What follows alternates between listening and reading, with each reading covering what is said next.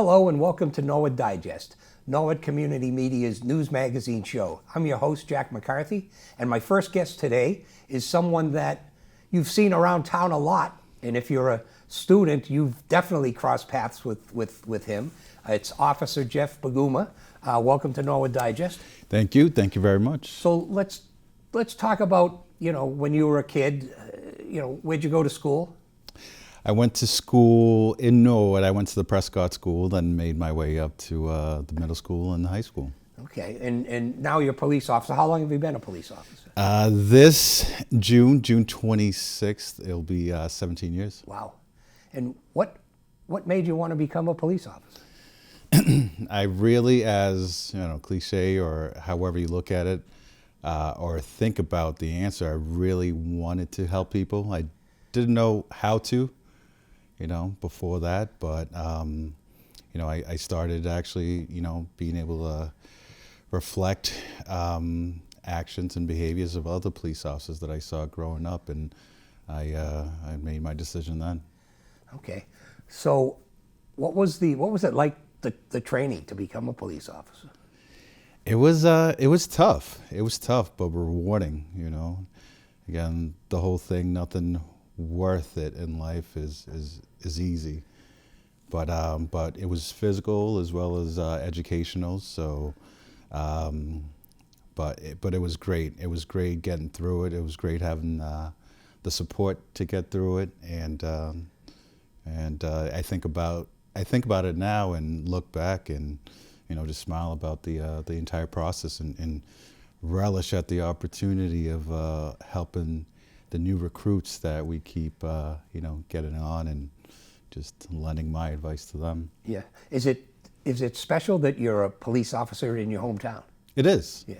Absolutely. It absolutely is. I feel like I have a stake in it, ownership, and it's my responsibility to give back, to a town that's given me, so much. And, I just look at it as, this was something that was meant to be. And me and my service, to the town to give back, that's also meant to be.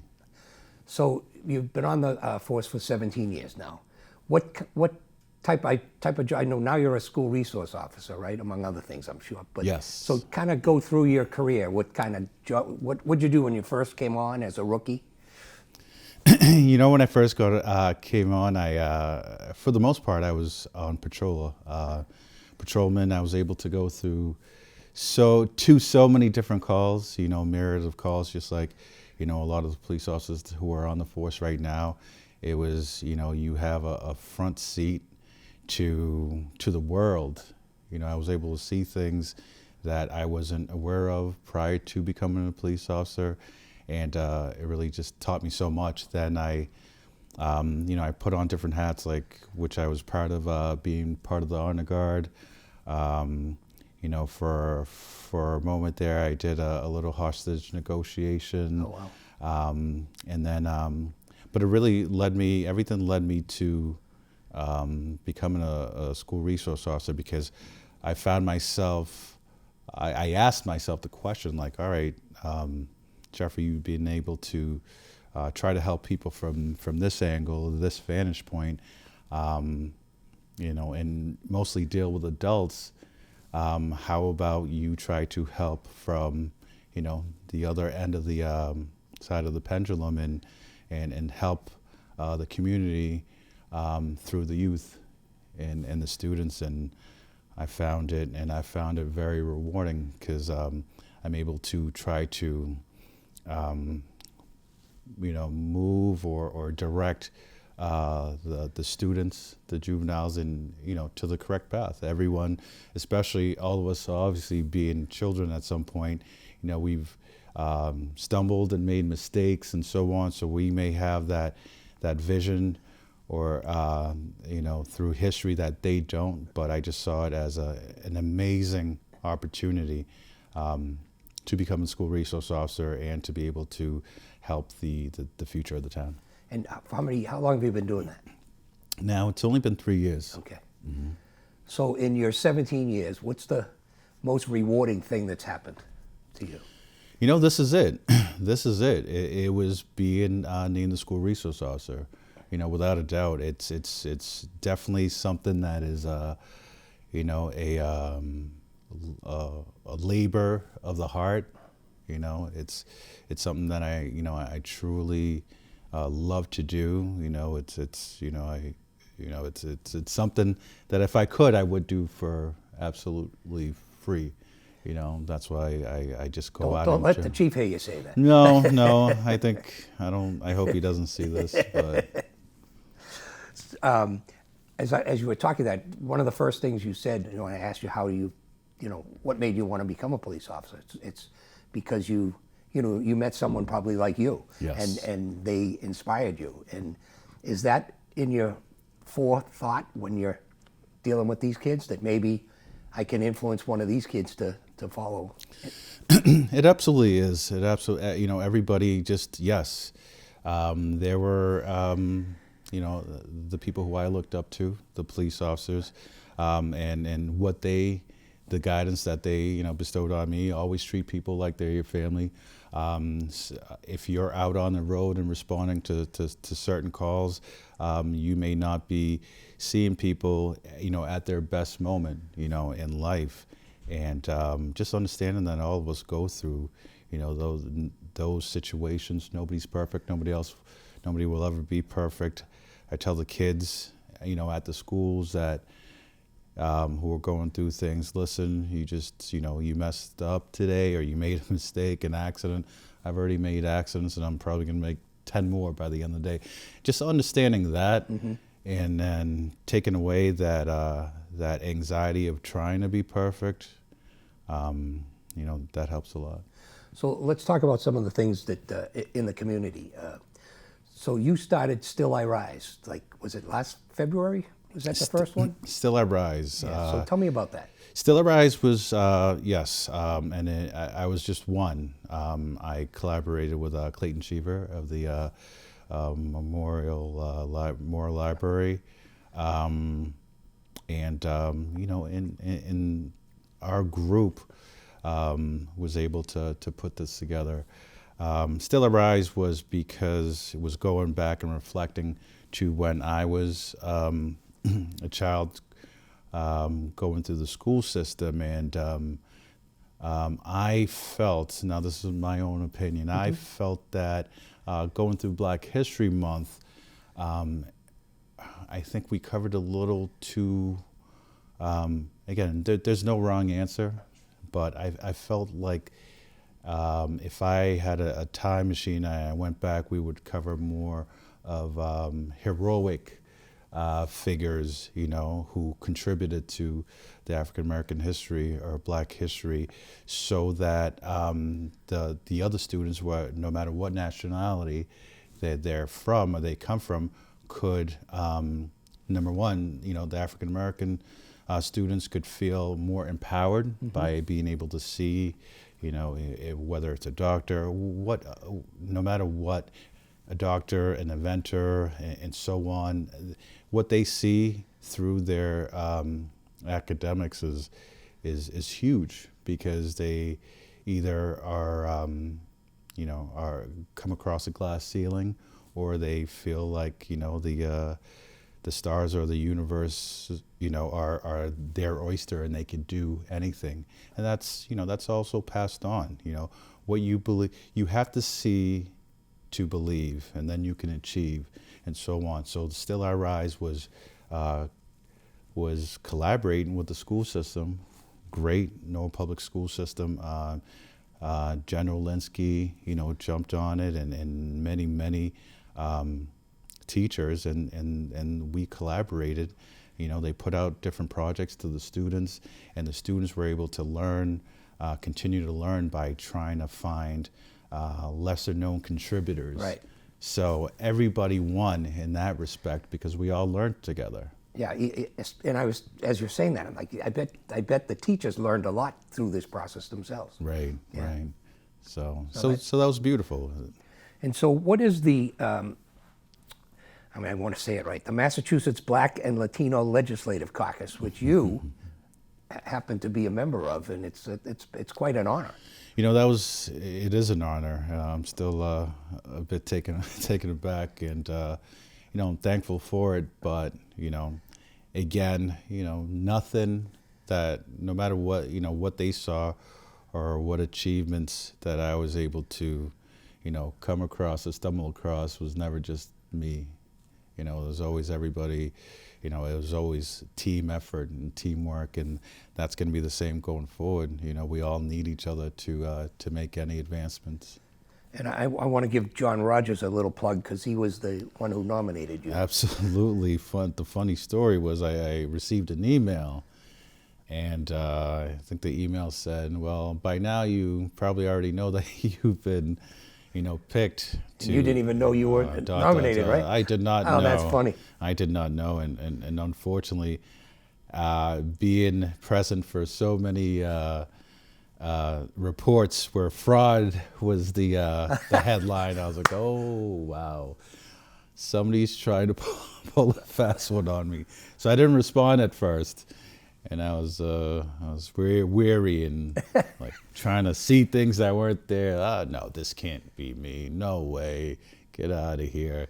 And but so that's what makes that's the highlight of the story. Just the fact that I can laugh at myself thinking that this was all a hoax, and I almost just threw everything in the trash and walked away. But that's where your training comes in handy, but not so much. Yeah, exactly. So I know we have an event that's coming up in probably, what's today? About 20 days or so. Yes. Juneteenth, excuse me. Yes. And so there's an event coming up, and I know you wanted to highlight that. So. Yes, absolutely. We put together, the Norwood Juneteenth Committee put together the first Juneteenth celebration last year in the town of Norwood. It was held at the town center. It went well. We received a lot of positive feedback and comments from it. I think a lot of, I won't say a lot of people, but I think a few people felt surprised at how inclusive it was. And that's what we tried to push, the inclusivity, that this is a celebration for everybody to come together. There's no, we'll stay over here and we're only going to celebrate it because it affects this. No, this Juneteenth affects everybody. This is a celebration of freedom. When the slaves were freed, Galveston, Texas, when the word came down there finally, and people were able to taste freedom. One of the big questions is we posed to the town is, what is your definition of freedom? And like Martin Luther King said, nobody's free until we're all free. So that is why we're putting this together. It is on Saturday, June 17th, so 2 days prior to June 19th. It is from 12:30 to 3:30 p.m. It will be a great event, and please come to it, and spread good energy, good love, and learn something. So is it the main focus, like at the gazebo? Is that where? Yes, okay. That's right. And so, what kind of things are going to happen that day? There's going to be music, great music. There's going to be a lot of activity for the kids, which is great. For adults as well. We all know that if you want to have a great time, the kids, the grandkids have to also be having a good time. So it's the whole thing is to educate and celebrate. There'll be music, there'll be poetry, there'll be dance, there'll be food, there'll be just so many beautiful performances wrapped within those 3 hours, and just great energy. It's great for Norwood. It's great for all of us to sit at the same table and to just spread happiness. And it's I grew up in Boston, so June 17th, it's Bunker Hill Day for me. Mm-hmm. So, I know there was one thing. So, you probably got more celebrity over this than anything else. It's the comfort dog. Yes. People probably know you more for that than anything. So how'd that happen? Can we get the dog out here? That's the other question. But yes, where is the dog? Yeah, can somebody bring? I didn't plan this, but can somebody bring the dog in? I need to see Mustang Sally.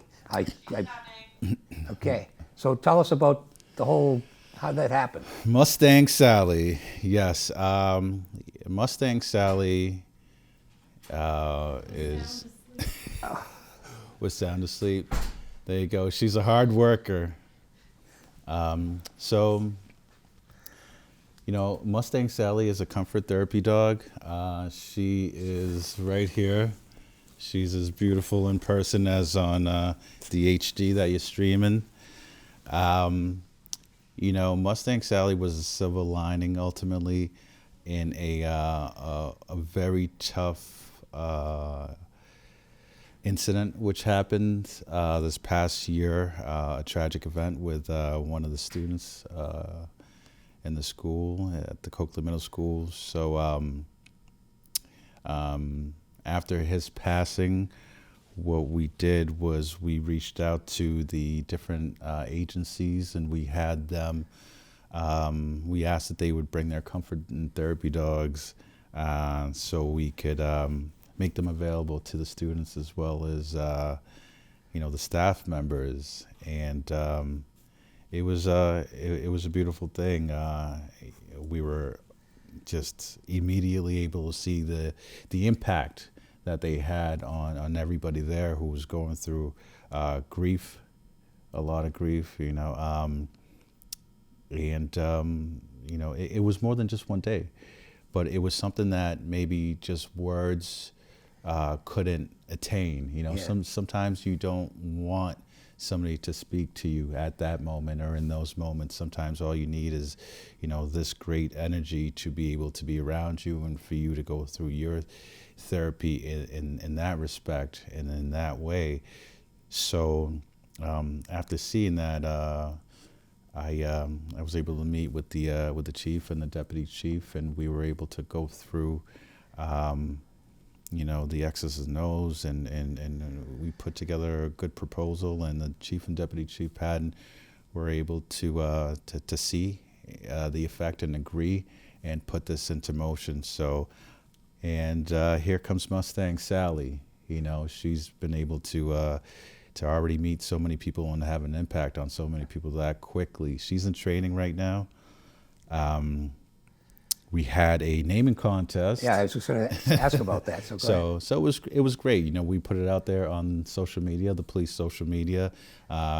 We of course had the community as part of this. We thought that was very important because she would be Norwood's dog. Right. And Norwood rightfully has a sense of ownership to her being Norwood's dog.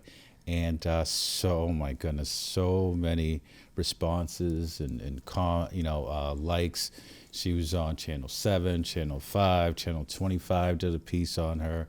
And yesterday in Wellesley, when we were off site during training, somebody in the gymnasium out of the blue goes, "Is that Mustang Sally?" And I look up and I'm like, and I see somebody walking towards me, I had no clue who they were. And they're like, "You're from Norwood, right?" That's pretty funny. They go, "That's Mustang Sally. I love that." I've heard about her. So, she, her popularity is spreading quickly. But, the work that she does and she's able to do is something that's great, beautiful, and she'll be, a thread in the fabric of the Norwood community because she'll be doing this for years. Yeah. And she's, what you tell me earlier, she's 12 weeks old? 12 weeks, yes. And so what's the training like? Are you responsible for her, or how does this work? Yes, I am. I go to training with her Monday through Thursday in the morning, 9 to midday, sometimes a little longer, but she's been doing really well. So she's not only the one being trained, but so am I. Yeah. Right. I'm able to see a lot of the things that I did not see when I had dogs prior, my own personal dogs, but she's very very smart. I hope the other handlers don't see this, but I'm not joking. I think she's the smartest one. You might be a little biased on that. No, okay. not at all. Call it how it is. But there's nothing like, we have 2 dogs in my house, and there's just, they're always happy to see you. Right. You can't help but feel good when the dog's around. So I get how it can be helpful for somebody going through something. Yes. So. Yes. We had a quick story. We had a student at the Coquitlam Middle School the other day come in, and she's legally blind and going through other hurdles, and it was her first day, and needless to say, she wasn't that thrilled being in a new environment. I did not know that we were going to come across her, but the interaction that she had with Sally, Mustang Sally, was incredible, and just where you're able to actually see the emotion taking place, Yeah. and you're able to see the healing in front of your eyes, and that's just one story out of many so far. Wonderful. So, is there anything I didn't ask you that you want to share with the folks at home? I think I'd just like to express my gratitude to the town, to the chief of police, and to everybody who has kind of paved the way for me to be here. I hope to inspire as well as I was inspired, and I just want to tell you I'm rooted in the community, and I'm always looking to leave the community better than I found it. Well, and I believe you will. Thank you. And you already have, actually. Thank you. So, thank you so much for being with us. I learned a great deal about you today. Thank you. It was a pleasure. Pleasure was mine. And we'll be back. If you're wondering, when does the farmers market start? Well, when we come back, you'll find out.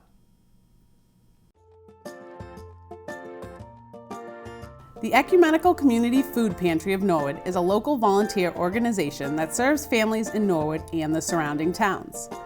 Founded in 1989, serving just 6 clients, the pantry has grown to now serving over 350 families. Located at 150 Chapel Street in Norwood, the entrance to the pantry is at the back of the Grace Episcopal Church. The pantry hours are from 9 a.m. to 11:40 a.m. on Saturday mornings. For more information about the Norwood Food Pantry or how to donate or volunteer, visit www.norwoodpantry.org.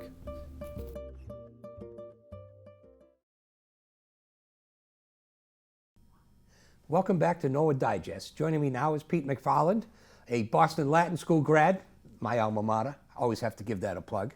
We won't say what class we were because we only look like we're in our 40s. But anyway, we're not here to talk about that, Peter. No. So farmers market, it's that time of year. When's it kicking off? Not too long from now. It's June 13th, so it's going to be on Tuesdays from 2 to 6 on the town common, and we're going to run through October 17th, and we're just going to skip July 4th since it's a Tuesday holiday. Might not be a good day. Let's talk about, in case people forget what it is, kind of talk about what it is in general, and then some of the specifics of what we're going to do. We came, well, it's been around in the Norwood community for about 10, 15 years. It took a hiatus there during COVID for a couple of years. We got it restarted last year, and it's been a collaboration of the Norwood Sustainability Commission and the Friends of Norwood Center. So, we're on the sustainability side, it's kind of like get people to eat healthy and buy locally, and also the other thing too what we've been trying to do is build community. Mm-hmm. So as far as that goes, eat healthy, getting food from we have a couple local farms. One is Oakdale that's been around for years at the farmers market, and the other one's going to be Medway Community Farm. Okay, I'm not familiar with that one. Yeah, they're down Medway. Yeah. And they're just a local farm, does produce and of all that sort. And I'm not sure, we're trying to see if Patty's Patch is coming back this year. That's kind of like what problem with most farmers markets is help. Right. Not the farmers markets, the farms too. Yeah. They have enough local help. Very, big shortage of all that. But we'll see as far as that goes. So we're, hoping that's going to be the case, and still looking for other farms and other, vendors too. Yes, I was going to say, so besides produce and things grown on a farm, is there meat, is there eggs, is there I know there was a fish guy. Yeah, we have Jordan Seafood. They've been a staple for years. Yeah. We're working on our baker. Our baker decided not to do farmers markets this year because of health. Right, yeah. I mean, And everybody's struggling to find help. So we're working on that. We're not sure exactly how we're going to handle it, but we'll get a bread baker there of some sort. Last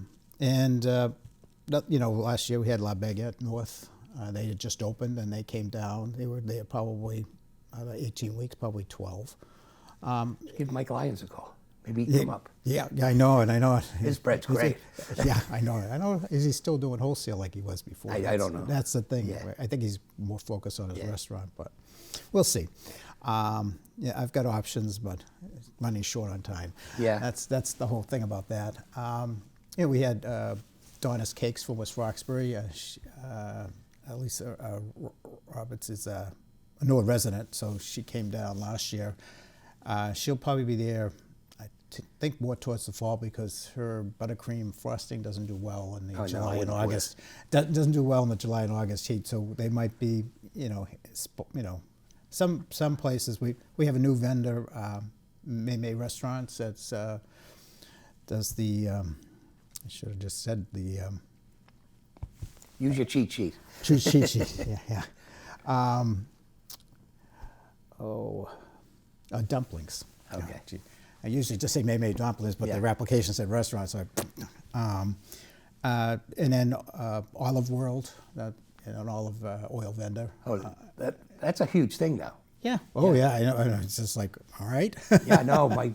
There's a couple of places where when my wife goes away, there's specific olive oil stores that she has to go to get the olive oil. Well, you must be the beneficiary of some of it. Yes, I would think. Yes. And as far as we're trying to get. We have Wild Willie sports cards. He was there last year. Eight Bells Weaving. It makes handcrafted bags, handbags, and totes. And there's going to be others that we get some. Like Hesco does Meals on Wheels. Yeah. They're going to be there at times. Norfolk County DA. They're going to be there a few times. MWRE is going to be in the water fountain or down a few times too. So there's going to be people coming and going and consistently. We're trying to build as many as we can. Talk to local places and see if they're interested. We've always had the invite for any Norwood business to come. As far as in the organizations, the Trails Advisory Committee, and Joe Greeley and Lee Leach, they were almost there as much as I was. Yeah. So as far as that goes, there's going to be different groups, different things. That whole thing about people just being able to talk to people. With COVID, and we've gotten away from personal relationships as far as that goes. So just having, actually seeing, people, we kind of have the traffic at about 300, 350. And is there a specific time that there's more traffic than not? Believe it or not, we're open 2 to 6, and the worst hour is 5 to 6.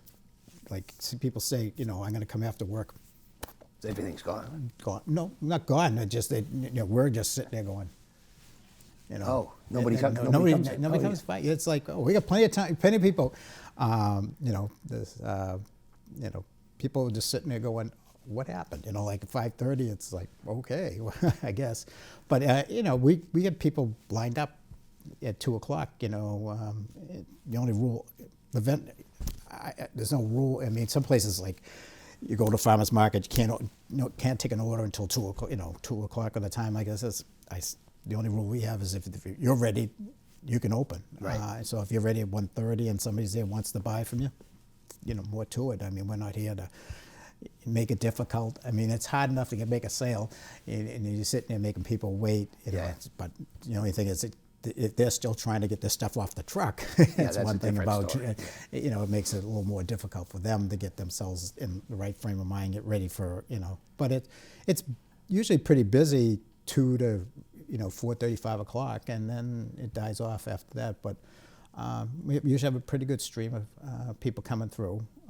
So last year, a little testy sometimes when it was really hot in the end of July and August, but most of the time there's plenty of shade at the Common, so we're not, it's beat by the heat there at all. I mean, some farmers markets they go, there's not a tree within a mile of the place, and you're out there getting beat by the heat, but we don't have that problem on the Common. It's very nice. It's good.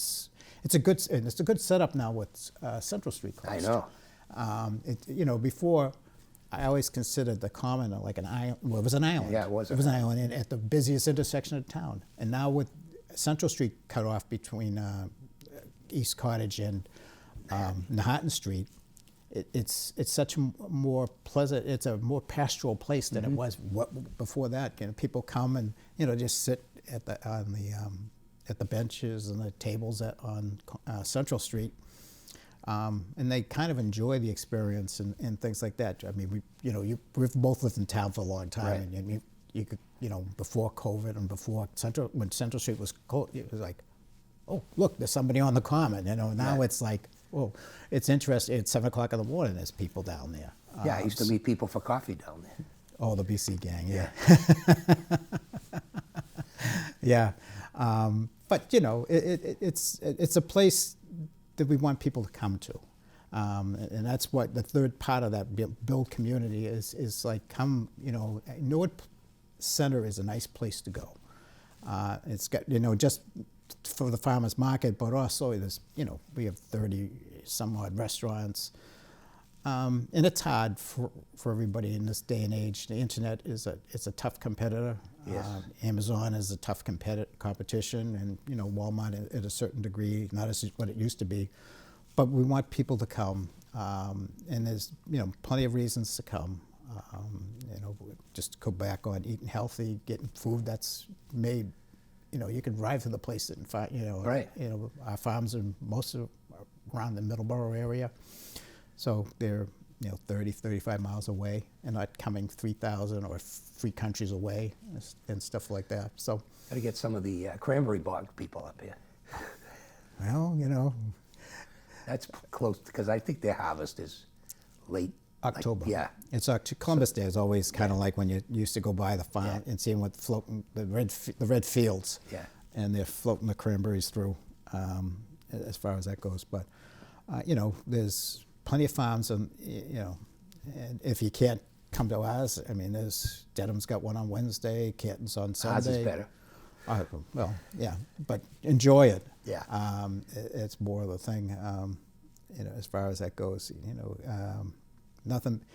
I have a wife that's a dietitian, and and anything that comes out of a box isn't really healthy. Right. Not as healthy as it is when it's fresh fresh picked, as far as that goes. So, so that's. So is there anything that you wanted to say that I didn't get out of here yet?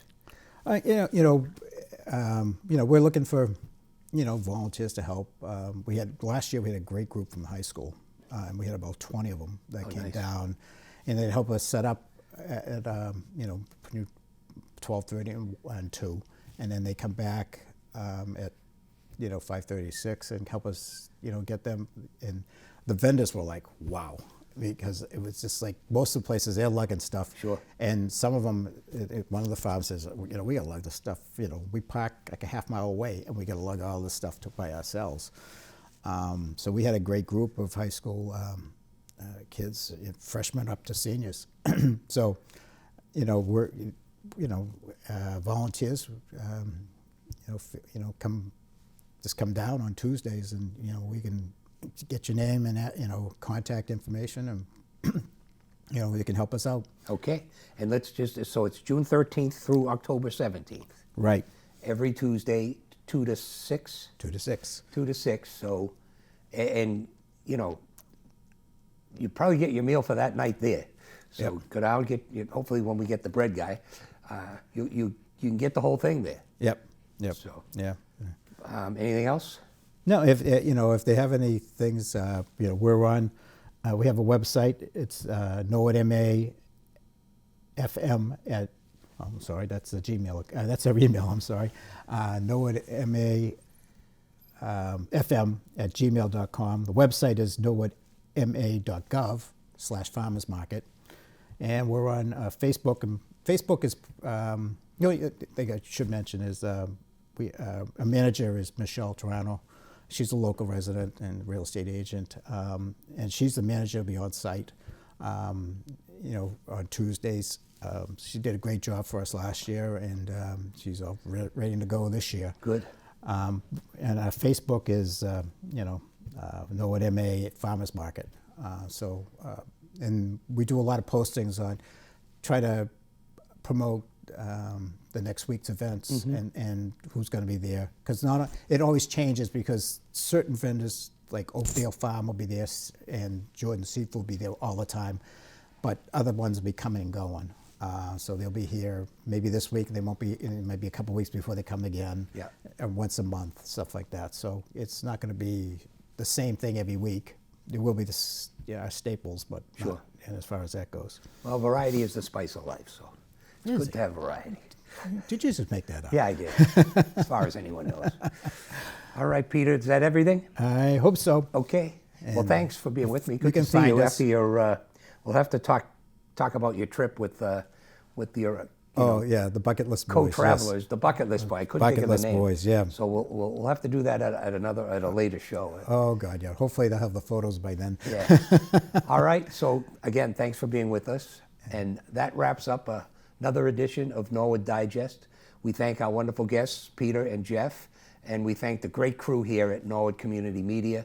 But mostly, we thank you at home for allowing us into your living rooms. Good day, and keep safe.